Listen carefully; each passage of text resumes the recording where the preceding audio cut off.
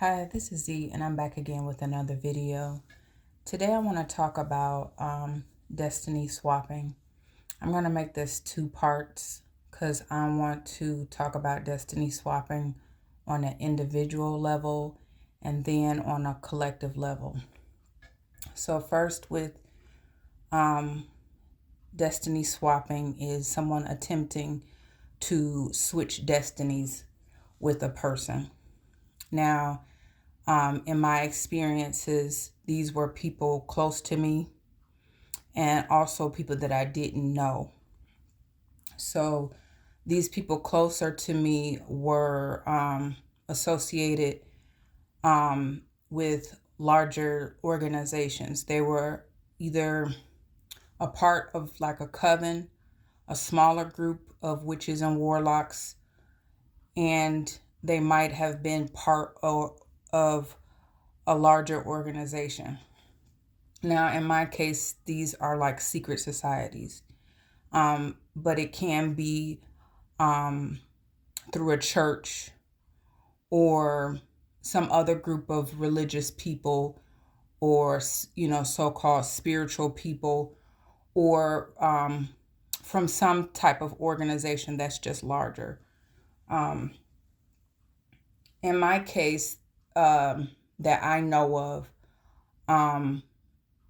it started off as like people that were witches and they were in my family.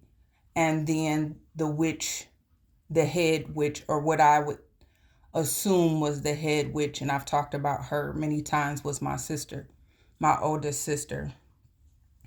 And she would pull other people in, gather other people in that were close to me. Anybody that would have a relationship with me that she could get to, she would pull that person in through witchcraft. So she would attempt through black magic to gather more people in, get the group larger and larger, and then they would work together to try to destiny swap. Now, a lot of times when people are destiny swapping, they're trying to kill two or three or four or five birds with one stone. So it's not just your destiny they may be after. They may be after an inheritance, a spiritual inheritance or a physical inheritance. They may have taken out like an insurance policy or something, and they're attempting to gain wealth. All of this stuff is in attempts to gain wealth and status. A lot of times it is about jealousy. That ties into it, jealousy and envy. But usually the jealousy and envy stems from what you're destined to have, which would probably be wealth and status. So in my case, she pulled other people in, gathered people, and some of the people she gathered in against me to side with her were part of secret organizations. So these are people that are into witchcraft and into, they're witches and warlocks, and they're going after the same thing. Some cases with people, they are a part of some sort of organization and they want to move up in the ranks. So that would be status. They want wealth, they want status, they want to be known for, their craft and being the best in their craft. So what they'll do is, a lot of times it's almost like some sort of initiation, and they have to move up. They have to do something like take a certain person out that's close to them. So this was my case with someone else.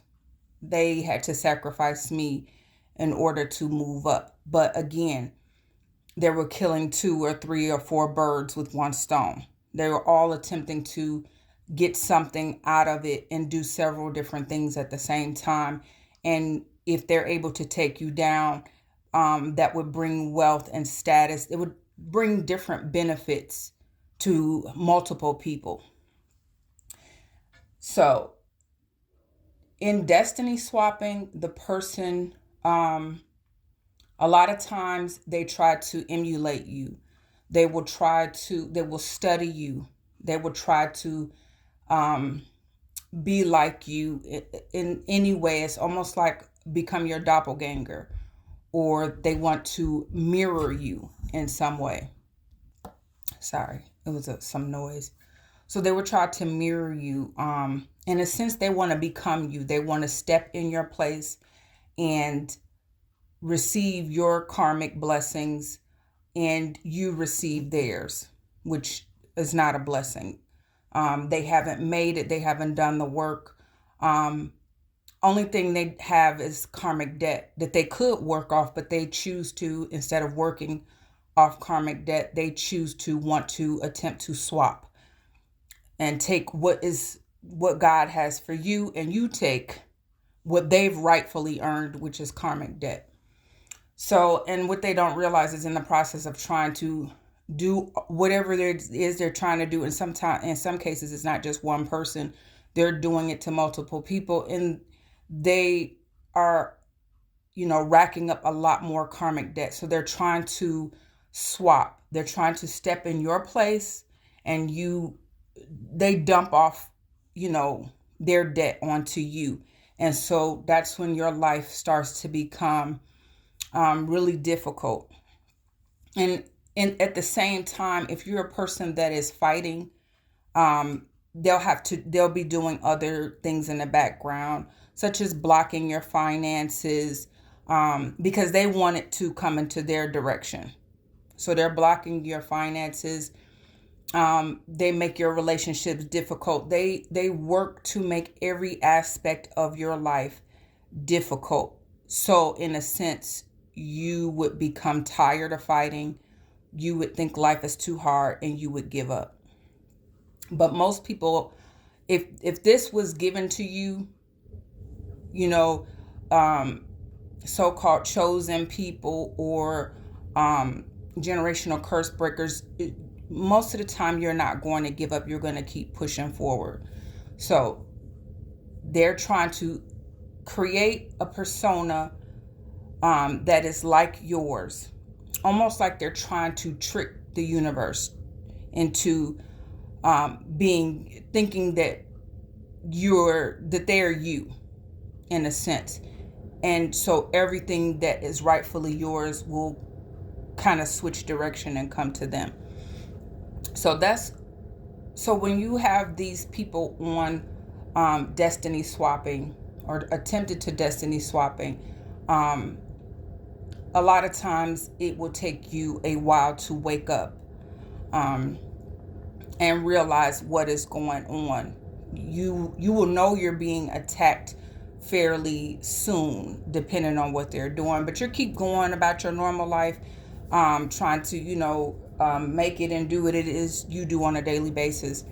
But after a while, you will be like, something's not right, because you will start to have a lot of other experiences where you know that for sure somebody's attacking you. Hold on, I got some. So what I really want people to understand with destiny swapping is I want them to understand on an individual level, and then in the next video I'm going to explain on a collective level, because it's important to understand that this has been happening for a long time. And also on an individual level of the people that are attempting to swap with you, I want them to understand, or people that may attempt something like this, because a lot of people that have been doing this for a long time, I don't even think you can really convince them that they've done something wrong. That's something that God is going to have to show them. We can't show them that, because they're not going to listen to us. They're so far gone. Only God can like wake them up from the spell that they're under. But for people that are attempting to do things like that, I want people to understand why this is not a good idea. Things like that are not a good idea. You are going to suffer at some point as a result of that. It is an illusion to think that you can do that and never receive karma. What I do understand about the people that were around me, I understand that they were fooled. I understand that they were tricked into being demonic. I do understand they were fooled in some sense, but it still was a choice. They still chose to, be in that position.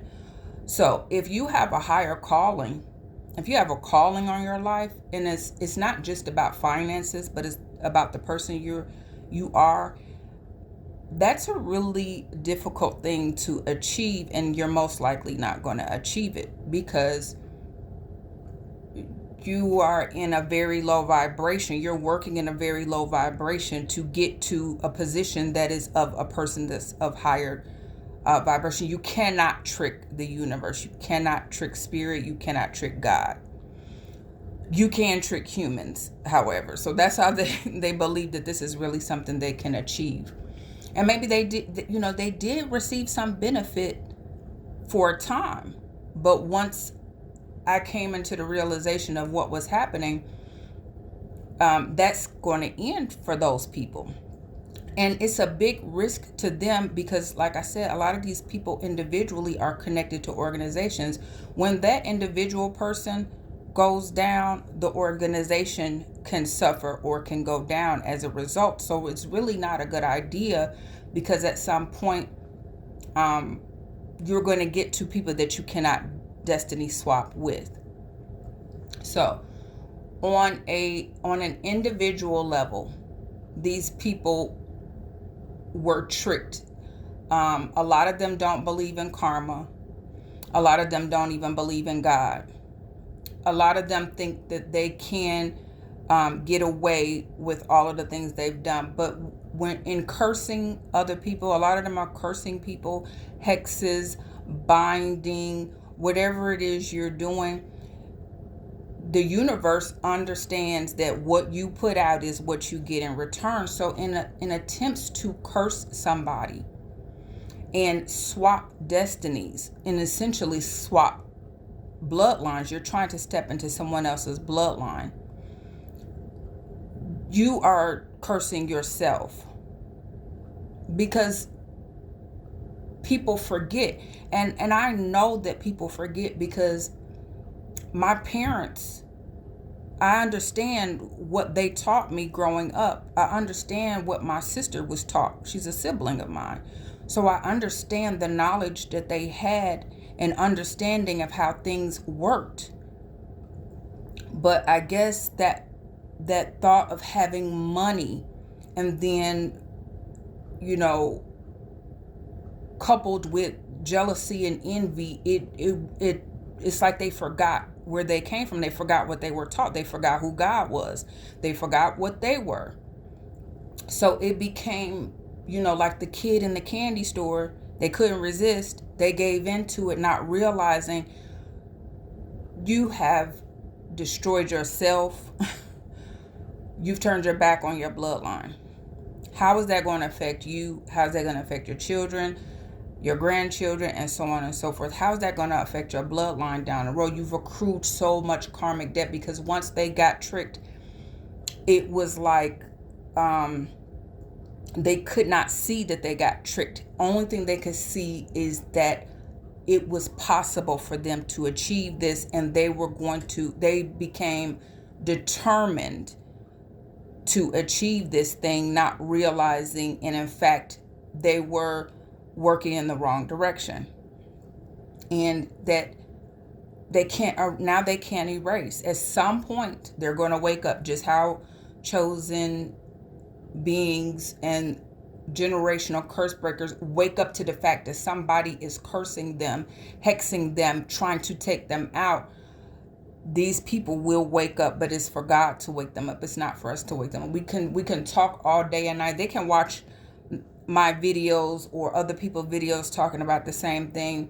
They will not wake up unless it is genuinely their time to wake up. So people have to understand that even though this is on a individual level, it has affected and impacted us on a worldwide scale. So I'm going to end this video, and I'm going to make another one where I talk about how this has, how it has been achieved on a worldwide scale. So people can somewhat destiny swap with you if you allow them to, but if you decide that you're going to step into your destiny, you're going to call back your power, your energy, you're going to step into that position, you're going to step into what God has ordained for you, they're going to be at a loss. And so I think a lot of us are getting inspired to come and tell our stories. I hear a lot of other people telling their stories as well. We're getting inspired to tell our stories because it's time for this to end. It's time for this destiny swapping and all this other nonsense that people are attempting to do. It's time for these curses to end. Sorry, I was interrupted again, but I don't even know where I was because I was gone for a minute. But anyhow, I was saying how it's time for all of this to end. So we're at a point where a lot of us are being pushed, in a sense, by God and the universe to say, hey, it's your time to tell, what you've been through. And it's time to move into your destiny and go back and pull other people that are ready to be pulled. Go back and pull them and let them know, hey, this is what has been happening. We're going to help you through this if that's what you're going through right now. And it's time for us to come together and start working to take back our rightful place and what is rightfully ours. So I'm going to end this here. And then the next video will be a part 2, talking about destiny swapping on a collective level. So please like, share, subscribe, and I will see you again soon. Bye.